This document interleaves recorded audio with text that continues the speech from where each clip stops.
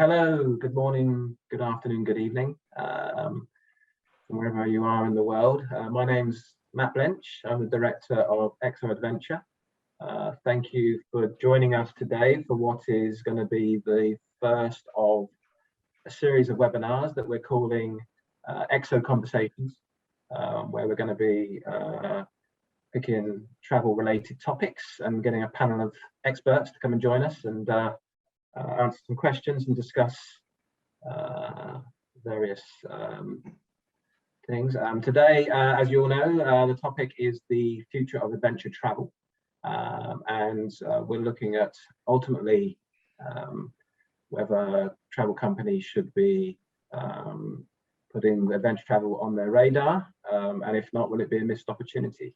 But before we get to that stage and I introduce our panelists, I would just like to, for those that are not too familiar with EXO Adventure, I just wanted to tell you briefly who we are. So EXO Adventure is EXO Travel's specialist adventure brand. We operate active tours across Southeast Asia and Japan, to include cycling, trekking, water sports, multi-activity, family adventures, small group adventures, challenge events for charities, as well as creating and operating full and half-day tours, which we can incorporate into more leisure-style itineraries. All our tours focus on supporting local communities and protecting, conserving wildlife and the environment. In fact, yesterday we celebrated 10 years of the EXO Foundation, so it's quite a big day for EXO yesterday. It was great to be celebrating our 10-year birthday, so that was cool. So there's just a little bit of a background about who EXO Adventure is. What I'd like to do now, I'll just tell you briefly who I am. So yeah, I already said I'm Matt Blench, director of EXO Adventure. I've been working for EXO now for 6 years. So originally from the UK, I've been living in the region now for 16 years. I'm based from Bangkok. Yeah, obviously love adventure, very passionate about it. And that's pretty much me in a very short nutshell. I'd like to start by introducing our panelists, our experts, kicking off with, we've got Jake Finifrock joining us from, well, he's the regional director for Asia for the Adventure Travel Trade Association. He used to be based in Seattle, but is now based down in Arizona in the US. Has a huge passion for Asia, having lived in China for 10 years, I believe. 10 years, yeah. Thank you. It's good to have you here. Also joining us, we've got Mira Anselmi. I hope I got that right, Mira. Apologies if not. Mira is the Global Community Director also for ATTA, the Adventure Travel Trade Association, as well as the Community Lead for Asia. She is based in Seattle. Mira has a huge passion for adventure and is fully focused on raising the profile of adventure travel across the globe. Great to have you with us, Mira. Thank you for joining us. Thank you. We also have Struan Robertson, the Managing Director of SpiceRoads Cycling. Like me, he's also based in Bangkok, having lived in the region now for over 25 years. He's been leading SpiceRoads for 18 of those years in what is now a globally recognized brand. Welcome, Struan. Thanks. Good to have you here. And last but not least, we've got Marcel van der Zwaag. I probably said that wrong, and I've known him for many years. One day I'll get it right. Marcel is our regional EXO Adventure Manager for Thailand, Laos, and Cambodia. He's based up in Chiang Mai. Has been living in the region now for 10 years. And I can confidently say that Marcel is a font of all knowledge for adventure tours in the region, for sure. Thanks, man. You're very welcome. So what we're going to do is we've got a series of questions.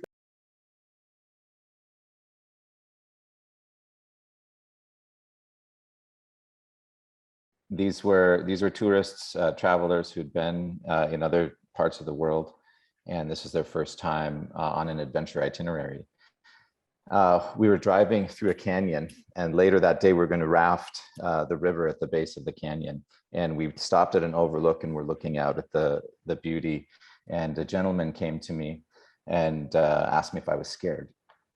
And I was curious because we weren't in any particularly scary location. We were, away from all infrastructure outside of the city in Alaska. And it was just this beautiful, peaceful setting, which for me just felt very natural. But I asked him why. He said, well, aren't there bears here? Aren't there wild animals here? And I said, yes, they are, but they're more afraid of us than we are of them.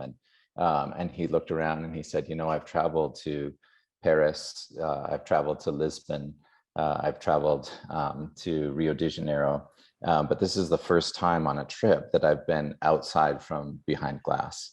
What he meant was that he had been in mass travel, large tours. He'd been on a bus, he'd been on trains, he'd been in cars in these places inside his hotel room, but never out in nature. And so it was this challenge for him, this experience. And he was thrilled. Later that day, we went on a whitewater rafting tour, and he got to experience class 4 and class 5 rapids in icy cold water. And at the end of the day, he was just thrilled. And he said, I'm never going back. And so this is why adventure, people are wanting to have new experiences and wanting to challenge themselves. And adventure travel really focuses on the experiences that we can have that take us to the edge of our comfort zones and maybe even beyond our comfort zones. And when we do that, we grow as people. Our brains are on fire with neurochemicals and the synapses going rapidly because we feel alive and we really enjoy the experiences that we're having, especially if they're new to us. So challenge and experience really are the short answers to why adventure travel. Adventure travel focuses on active travel, getting out from behind the glass, oftentimes in nature. So we're experiencing the thrill, the beauty, the mystery of being in the natural world and just being fascinated by the ecosystems and the organisms and the rhythms of life that sometimes we're separated from when we live behind 4 walls and windows all the time.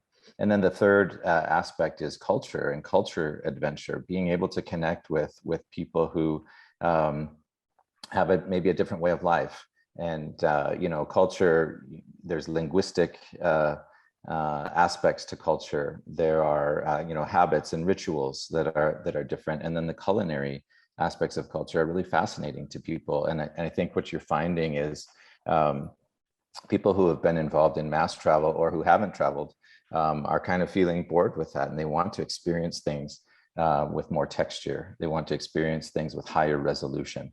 And that's really the appeal for adventure travel. Struan, same question to you really. What's your feeling behind why adventure and actually as you're based here in also in Bangkok, why Asia? What's the appeal? Well, I mean, you covered all the aspects about the cultural and linguistics. That being outside, I think, is can be so calming. It's just a real different way of traveling. So I think from being, especially if you're in an office and type environment, taking you outside your comfort zone. Some people are really going to push themselves. They can try something they've never done before. And with adventure travel, you can be a solo traveler and say maybe don't want to tell people you're doing this and then go back and say you've done it. So it's going outside your comfort zone, but doing it a safe way, and so you feel comfortable doing it. If that, if you get what I mean. And that sense of accomplishment you can do when you do something that is outside your comfort zone. You come back, you feel refreshed, mentally refreshed, even though maybe you're physically tired. I think just that real change of rhythm, I thought was a good word that Jake used, a change of tempo, a real, from your normal life. It really, really makes a difference. So people come back refreshed, ready to get on with things, their mind's clear. They really, they really enjoy themselves. They really push that out, and it's not just going lying on the beach or, as Jake said, seeing things from behind the glass. And I think maybe to add one more thing on that is maybe meeting people with like-minded interests. So when you're spending 6-7 hours a day on a bike with someone, you know, my background is more biking, but I have done a lot of other adventure stuff as well, that you really get to know people, you get to chat to them, because you're seeing things, you're experiencing things together. And I think that gives people a bond which can last a lifetime, and you just go home with some fantastic memories. I think those are the kind of things that I feel that people, and certainly from that I've experienced and from talking to people who have been on these kind of trips. And you know, I still, although I spend a lot of my time in the office, I get out on my bike a lot myself, and I tend to like to lead trips several times a year if it's possible, because I think that really connects me as well to what people are experiencing. In terms of Asia, for me, I think for me to have stayed here for so long, I think it's just, and I'm from Scotland, so it's quite an adventure-based country as well. So for me, I think some of the big things are just the things are so different from the West, and in quite a different way to say, if you're American going to Europe, or Europe going to America, or even South America, it is so different. You've got a lot of languages that are not even, you know, in a Roman-based script. So it's very, very different culturally, food-wise, linguistic-wise. It's really quite a unique region, and I think that is one of the big draws for Asia. I think it's got a very good reputation for being a relatively safe area to travel in compared to quite a lot of other areas. You know, and I'm not saying that there aren't things that happen, but generally it's a safe region to travel in. And I think that also the fact that it's warm when other regions are cold. So if you're in the north of the northern part of Europe or America or North America, you know, that real difference of going somewhere from being freezing to a nice 25 to 30 degrees is quite an attractive proposition when it's cold and dark. And it also has a massive diversity in terms of the type of scenery you can have. It's got beaches, it's got mountains, it's got, you know, it's got rain, it's got forests, it's got jungle, it's got everything. So whatever you want to do, you can do it. And with the amount of countries that you can visit in a short space of time, I think also holds quite an attractive proposition for people who like to, you know, with short vacation time, more to America than maybe other regions, maybe other countries. So for me, I think those are the kind of factors I think that really, you know, make Asia a good proposition for a lot of people.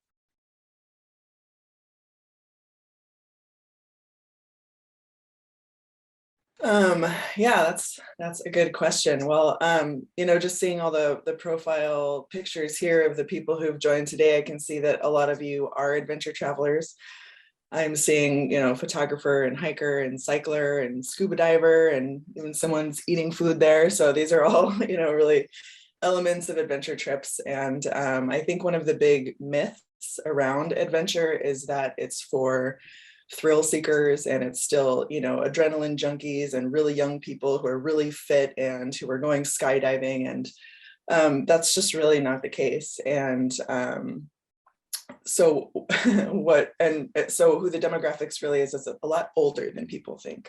In one of our last research reports where we looked into this, we found that 43% of adventure travelers were actually between the ages of 51 and 70. These are the folks who can afford it and also who really are looking for those nature off the beaten path experiences.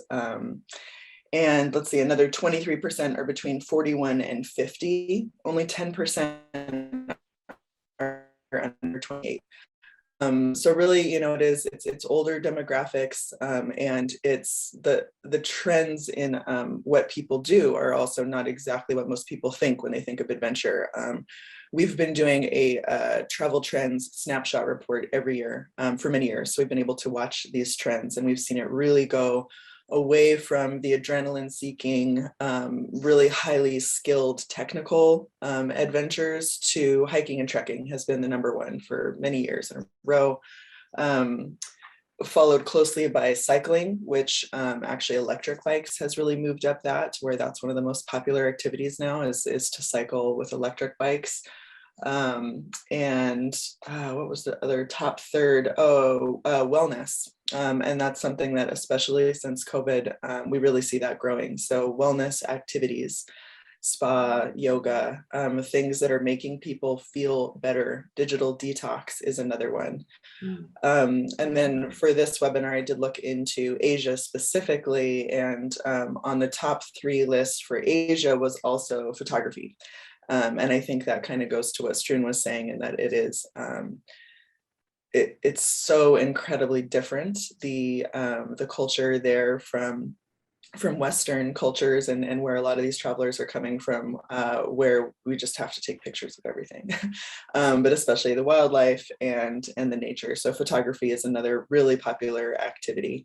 So that's something that's definitely the message that we want to get out is that, you know, adventure includes the culinary experiences that have been mentioned, photography, bird watching, kayaking, a lot of things that anyone can do regardless of their fitness. Indeed, yeah, a much broader appeal than some people think. The word adventure can mean so many different things. Yeah, and of course, you know, with COVID happening now, and people being really attracted to wide open spaces and being outdoors and not in such crowded places, it's just really well positioned. So what we are seeing as far as that second part of your question and kind of the changes to that might be happening for COVID, I think really it's just that it's growing. And so younger people are getting into this. It's really not such a niche anymore. It's really becoming the main form of travel for a lot of people. Thank you very much, Mira. Marcel, anything on that question you'd like to add? Well, I think Mira describes it really well, as in when people think of adventure, the first thing you think about are these young, fit people getting out there. And now slowly over the recent years, what we have seen as well is how travel is basically transforming adventure travel from going for the hardcore adventures to be travel, soft adventures, doing hikes, luxury adventures, glamping as terms you hear more often every day, and also short experiences rather than you go on a 15-day trekking trip. People just want to do a trekking for a couple of days out in nature, and then they go back to whatever they would do on their normal itinerary. So I think you see a lot of lines overflowing into adventure travel and what would be normal travel. And I think this will definitely increase happening in the coming years and when travel restarts. Because in the future of adventure, I think, like Mira said, adventure is for everyone. And basically, the demographic will be everyone in a different kind of way. But this will just be amplified by a stronger focus on sustainability and meaningful travel. People, they rather go for real experiences rather than ticking off the highlights of a destination and onto the beach.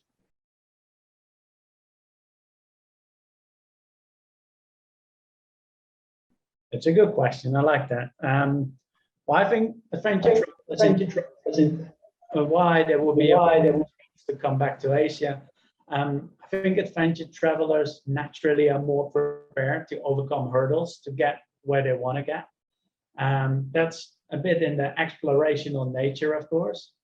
So they're used to be a little bit more, I would say, uncomfortable. They take longer bus rides. They take this extra plane really to get somewhere remote where no one else is coming. And how this translates today, I think adventure travelers are more prepared to travel with the face of some ongoing restrictions. They are more prepared to get some paperwork done if that means at the other end of it, there is something unusual, something unique to be found.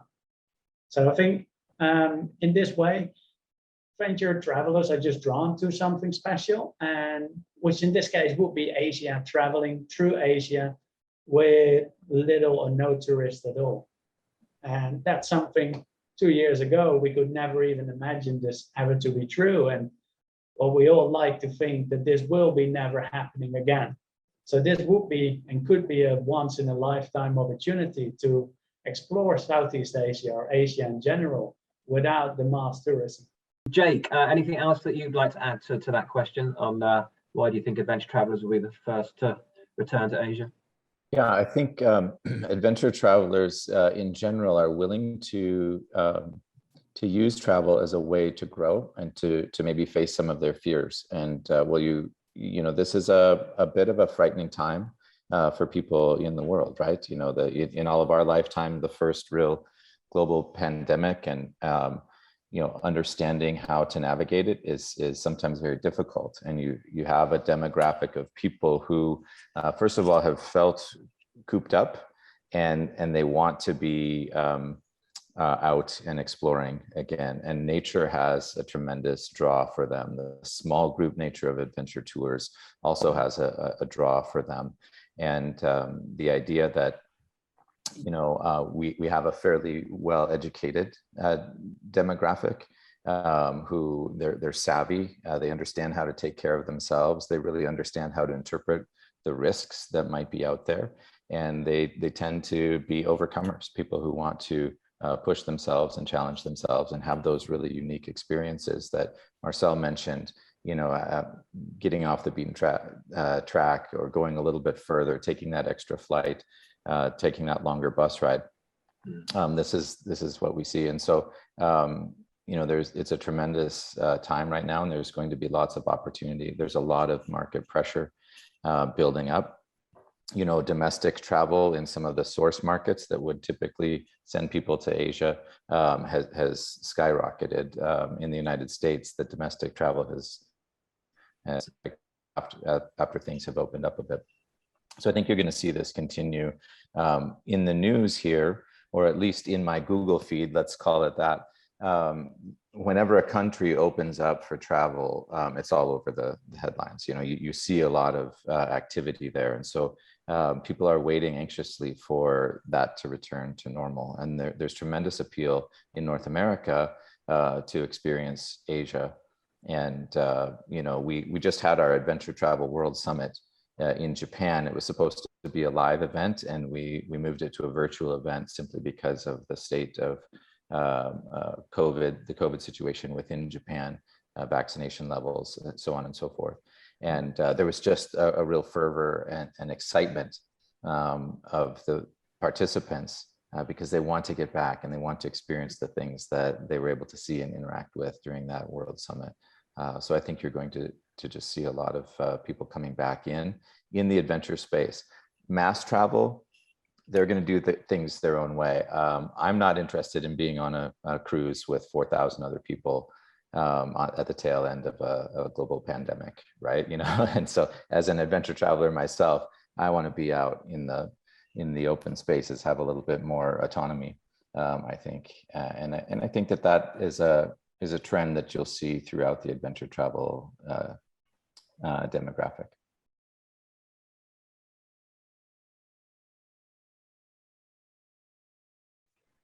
Yeah, I think apart from all the safety aspects that, you know, we're going to have to do with, you know, the restaurants and hotels and vans and things, you know, there'll be people will want to see the operating plans that, you know, we have in place while we come out of the end of COVID and people start to travel again. So there's going to be a lot of that, which will actually cause a lot more admin from an operator side. So those are the kind of things I think it's going to really drive the technology side of it, which is something I'm interested in because my background is IT. So I think there's going to be a real drive in that because there's going to be a lot more paperless stuff. There's going to be a real drive towards a paperless environment, even more so than was before. I think in terms of how we're designing itineraries, I think there may be less time spent in cities and more thought going into designing the experiences in more crowded places to try and time it so it's it's less busy. So booking things more in advance as maybe as places get as some of the attractions that people want to go and see that are maybe going to be driven more digitally as well, that I think that will all get connected, which will make life easier in some ways, and stop waiting in queues. I think with the type of itineraries we're on, I think it goes back to having that more wide open spaces. So I think there'll be a lot more focus on really discovering the less touristy, the less well-traveled places, making an emphasis on that in the itineraries. Although quite a lot of itineraries are driven by hooks in terms of more famous places. So I think we need to get away from that and try and emphasize the less populated, the less seen places and experience those more. I think also that something that Marcel touched on was the sustainability and the environmental aspects. I think people are going to have to be a lot more aware of how they're actually operating their trips, because with the pandemic, with when people are seeing what cities and areas could be like with a lot less cars and planes going around, that people will want to see that you're doing your best to keep the areas as clean as possible and keeping your footprint as low as possible. So I think that aspect of how we operate our tours will become very crucial and be a key component of what people will look for when they're buying a trip. So I think in terms of how we were going to, this is something I think most operators are moving towards anyway, but I think it's just going to be accelerated quite a bit. And I think it has to be part of your model moving forward. Okay, all right. Thank you very much, Struan. Marcel, anything else you'd like to add to what Struan's just said? Very little, to be honest. I mean, Struan is, of course, an operational expert for so many years already, and he's totally right when he says there will be a huge development into technology and how people operate tours on the ground. I think also adventure operators in general should be a lot more open to what is to come. I think many adventure operators at the moment or in the past are themselves adventure passionists. And sometimes it's a little bit difficult to switch over to what would be softer adventures and family adventures. So I think there is a whole midway to discover between real adventure and normal traveling. What goes into what Mira said, photography, wellness travel, and all of these, they need specialist tour guides as well. So I think the hunt never stops to find the right tour guides, to train them, and to make sure that they can deliver the kind of experience that basically our guests are looking for.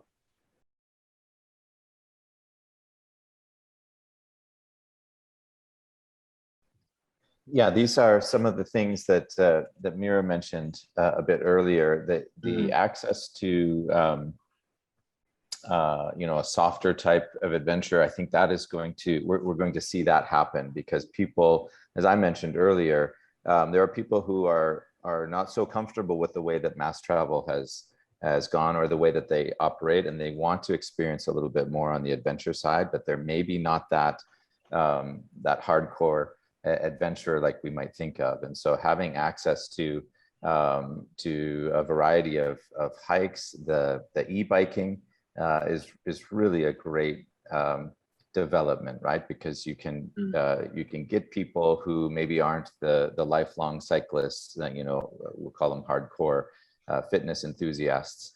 They can get out and get into places that maybe they wouldn't have been able to get before. And with the development in technology and the e-bikes, it's quite incredible. The solo traveling, the small group, I think that is going to continue to be attractive to people as we go forward. And then, as Struan mentioned, the contactless sort of elements that are coming into travel, and the ability to maybe use a smart device and get around places by your own or by yourself and explore some of these places. There's an ATTA member company who's developed some self-guided sort of challenge adventures, right, where you can just download their app and you go to a new place and you go on a bit of a scavenger hunt in a new part of the world or a new part of your own city that you might not have experienced before. So technology is going to continue to shape that. And then it's been mentioned before by both Marcel and Struan, the idea of sustainability. We want to, as we're becoming more aware of the impacts of mass travel, we're wanting as adventure travelers to make less of an impact on the environment. And it's something that we are all aware of. How many of us like to travel to a place and see litter strewn around, right? Or see pollution coming out of vehicles when we're on the highway? Of course we don't, right?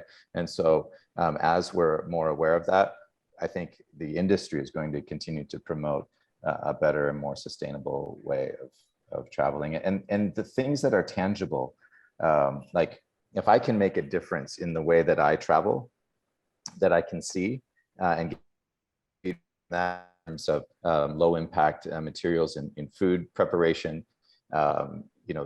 these sorts of things, using water bottles that are not disposable, right? I know that I'm having that impact, and that can really drive a lot of people towards adventure travel because the companies are providing those sorts of opportunities for them.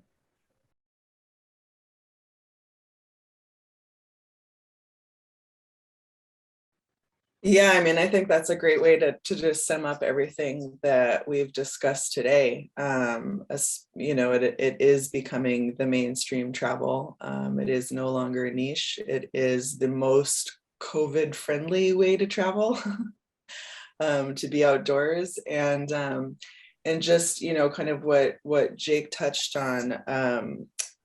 People are more and more starting to make purchases based on values and realize that we really are voting with every dollar that we spend on the kind of life that we want to support. And so people are looking more and more into the values of the companies that they support and that they use, and seeing what kind of impact they have. We know that adventure travel leaves a lot more destination where we travel, about 65%, versus some mass travel where a very, very small percentage of that money actually stays in the communities where you travel. So we know that it is just much better for the people and the places that you're visiting, and it's a way to help preserve those places for future generations of travelers. So absolutely, this is what the next generations too. I mean, millennials, they're not even the next generation anymore, right? That's Gen Z and whatnot now. They are really very conscious consumers and looking at who they support. And so you have to really be providing that kind of value going forward. Absolutely. Good place to end. But before, if you want to stay there, Mira, because before I close things off today, I know that you just wanted to just let people know about the ATTA membership. So did you want to go ahead and just tell people a little bit about that? Yeah, I mean, it looks like a lot of you here today are travel advisors who probably already sell adventure, or at least are really curious about adventure. So Adventure Travel Trade Association has been around for about 30 years. We have over 1,100 members in about 75 different countries, but our bigger community is actually about 30,000 individuals. And so that's tour operators, guides, destinations. We have over 80 tourism board members. And so travel advisors can join as a business member, and mostly they join to be part of our community and to have these contacts with all of these different tourism boards and tour operators who can help connect you. And we just have a really robust community. We meet at a few big events throughout the year. Jake just mentioned the summit that was virtual from Japan last week, 2 weeks ago. And our next big one that's coming up is Adventure Elevate. It's going to be in Sedona, Arizona, November 16th to 18th. So this is our annual North America-based event. We do have sessions specifically for travel advisors, as well as pre-scheduled one-on-one meetings and adventures. Everybody gets to go out on adventures, and that's really where we do, our best networking, is out on the trails.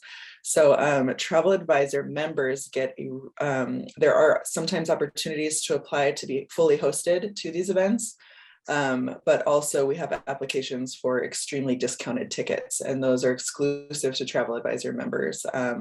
So I think Matt was going to share a link so that you can see on our website a little bit more about you get as a member. It's $150 for a year. You also get into our pro shop where you get discounts on all of our favorite gear brands and lots of other benefits too. So if anyone is interested, please check out our website. Please feel free to email me, and we would love to welcome any of you into our community. Okay, that's great. So yeah, basically, I just want to say a big thank you to our adventure experts, to Jake, Struan, Mira, and Marcel. Thank you so much for joining us today. Your knowledgeable insights have been great. It's been great to hear them. I think one thing that is definite is that I think we all agree that adventure travel will play a huge part in the future of tourism, for sure. And just to say that if you do have any other questions or inquiries, please don't hesitate to reach out to me at Matt, exotravel.com. So Matt, M-A-T-T, at exotravel.com. And also, if you've got any questions for our experts that have joined us today, if you just direct them at me, and then I will redirect them. I think that's pretty much it. I just want to, yeah, that's it from me. Thank you so much for everyone that's joined, for listening. Stay safe, take care, and here's looking forward to everyone being able to return to Asia, hopefully very, very soon. Thank you, everyone, and take care.